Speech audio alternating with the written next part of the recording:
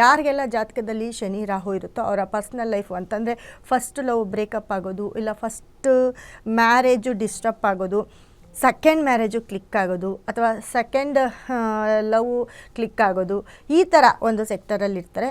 ಮತ್ತು ಹೆಣ್ಣುಮಕ್ಕಳು ಅಂತ ಬಂದಾಗ ಫಸ್ಟ್ ಹೆಣ್ಣುಮಕ್ಳಿಗೆ ಹೇಳ್ತಾ ಇದ್ದೀನಿ, ಹೆಣ್ಣುಮಕ್ಕಳು ಈ ಒಂದು ಸೆಕ್ಟರಲ್ಲಿ ಇದ್ದಾಗ, ಯಾಕಂದರೆ ಅವರು ಏನೇ ಕೆಲಸ ಮಾಡಿದ್ರು ಕೂಡ ಅವರ ಒಂದು ದುಡಿಮೆಗಾಗಿ ಮಾಡ್ತಾ ಇರ್ತಾರೆ.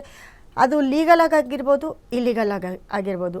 ಲೀಗಲಾಗಿ ಮಾಡಿದ್ರೆ ಹೇಳೋದ್ನಲ್ಲ, ಅಷ್ಟೊಂದು ಹೆಸರು ಅಷ್ಟೊಂದು ದುಡ್ಡು ಸಂಪಾದನೆ ಮಾಡೋಕ್ಕಾಗಲ್ಲ.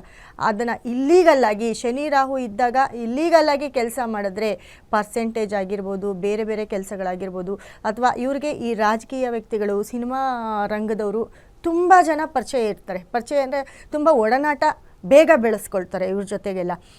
ಅವ್ರು ಯಾಕಂದರೆ ಅವರು ಬಿಸ್ನೆಸ್ ಮೈಂಡಲ್ಲಿರ್ತಾರೆ.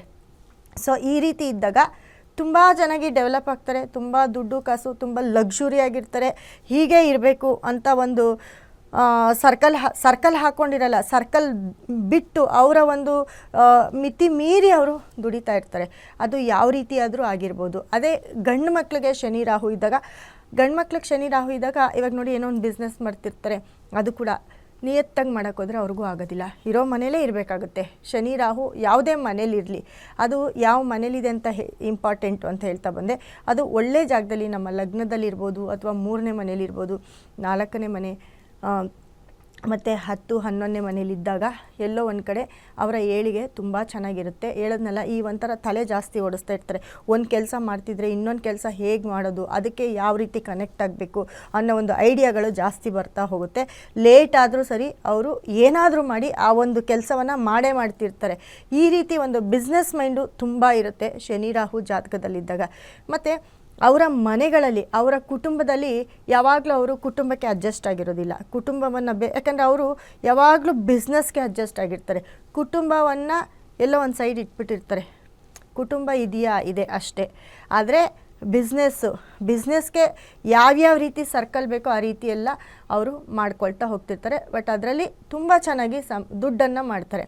ಶನಿ ರಾಹು ಇದ್ದವರು ಕೆಲವ್ರು ಜನ ಕೆಲವೊಬ್ಬರಿಗೆ ಏನಾಗುತ್ತೆ ಅಂದರೆ, ನಮಗೇನೂ ಬೇಡ, ಇರೋದೇ ಸಾಕು, ಇಷ್ಟರಲ್ಲೇ ಬದುಕೋಣ ಅಂತ ಅಂದ್ಕೊಂಡಿರೋರು ಜಾಸ್ತಿ ಮುಂದಕ್ಕೆ ಹೋಗಲ್ಲ. ಅಲ್ಲಿ ಸ್ವಲ್ಪ ಭಯ ಪಡ್ತಾ ಇರ್ತಾರೆ. ಮತ್ತು ಅವರಿಗೆ ಯಾವಾಗ್ಲೂ ಕೈ ಕಾಲೆಲ್ಲ ಸ್ವೆಟ್ಟಿಂಗ್ ಆಗ್ತಾ ಇರುತ್ತೆ. ಸ್ವೆಟ್ಟಿಂಗ್ ಅಂತ ಅಂದರೆ ಆಮೇಲೆ ಮತ್ತೆ ಏನು ಗೊತ್ತಾ, ಯಾರಾದರೂ ಏನಾದರೂ ಕೇಳಿದ ತಕ್ಷಣ ಬೇಗ ಬೆದರ್ತಾರೆ, ಆದರೆ ತೋರಿಸ್ಕೊಳ್ಳಲ್ಲ. ಯಾಕಂದರೆ ಅವರ ಮನಸ್ಸಿನೊಳಗಡೆ ಭಯ ಇದ್ರೂ ಅದನ್ನು ಹೊರಗಡೆ ಹಾಕೋಕ್ಕೆ ಅವರಿಗೆ ಹಾಕಲ್ಲ.